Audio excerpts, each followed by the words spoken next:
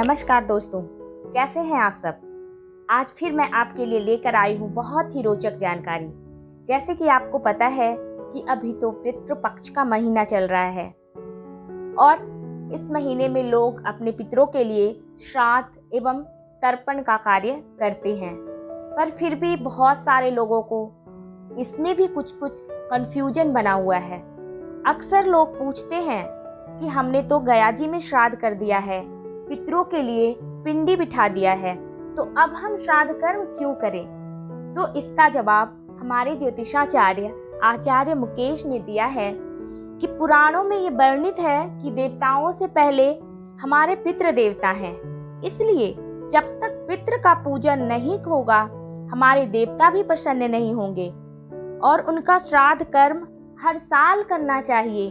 अगर हम उनका श्राद्ध कर्म हर साल नहीं करते हैं तो हमारे पितृ जो हैं निराश हो जाते हैं, अप्रसन्न हो जाते हैं।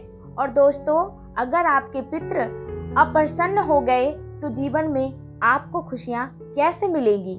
आइए आपको पितृपक्ष के महात्म्य के बारे में बताने के लिए एक छोटी सी कथा सुनाती हूँ। कहते हैं कि पितृपक्ष में यह कथा सुनने से हमारे पितरों को बहुत खुशी मिलती है। इन कथाओं का पाठ तर्पण करते समय भी किया जा सकता है। कहते हैं कि ऐसा करने से हमारे पितृ हम पे प्रसन्न होते हैं। ऐसे तो बहुत सारी कथाएं प्रचलित हैं, पर सबसे ज्यादा सुनने वाली जो कथा है वो है कर्ण की कथा, जो महाभारत काल से ही सुनी जाती है। महाभारत के युद्ध में जब कर्ण वीर गति को प्राप्त हो गए तब कर्ण की आत्मा स्वर्ग में पहुंची और जब उन्हें भोजन परोसा गया तो उसमें सिर्फ हीरे, मोती और सोने चांदी थे। इस प्रकार का भोजन देखकर कर्ण ने इसका कारण इंद्रदेव से पूछा, तो इंद्रदेव ने उन्हें बताया कि तुमने अपने जीवन काल में सिर्फ सोना, चांदी और हीरे जवाहरात आदि ही दान किया है। कभी भी तुमने भोजन का या किसी अन्य वस्तु का दान नहीं किया है, इसीलिए तुम्हें यही प्राप्त होगा। और तुम्हारे सारे पुत्र भी महाभारत के युद्ध में मारे जा चुके हैं, तो कोई भी नहीं है जो तुम्हारे निमित्त किसी भी तरह का भोजन या तर्पण या दान आदि करे। तब कर्ण ने इंद्र को बताया कि उन्हें अपने पूर्वजों के बारे में कोई जानकारी नहीं थी, इसलिए उन्होंने कभी दान एवं तर्पण नहीं किया। यह जानकर इंद्र को कर्ण पे दया आई और उन्होंने कर्ण को उनकी गलती सुधारने का एक मौका दिया और उन्हें 16 दिन के लिए पृथ्वी पर वापस भेजा।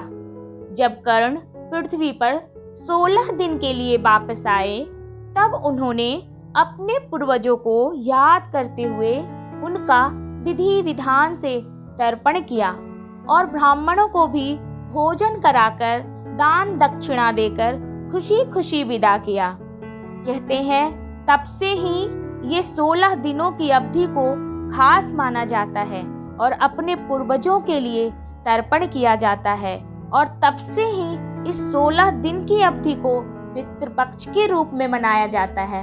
तो दोस्तों, अब आपको समझ आ गया होगा कि ये पितृपक्ष हमारे लिए कितना मायने रखता है।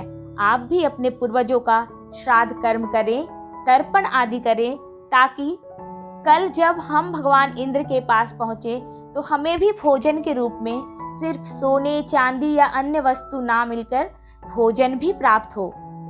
दोस्तों, ऐसी ही बहुत सारी कहानियों के साथ मैं फिर मिलूंगी आपको अगले वीडियो में। अगर आपको हमारा ये वीडियो अच्छा लगा तो दोस्तों इसे लाइक करना ना भूलें और अगर आप चाहते हैं कि ऐसी ही जानकारी आगे आपको मिलती रहे तो इसके लिए हमारे इस चैनल को सब्सक्राइब करें और अपने दोस्तों के लिए भी शेयर करें। तो फिर जल्द ही मिलते हैं अपने अगले वीडियो में। नमस्कार।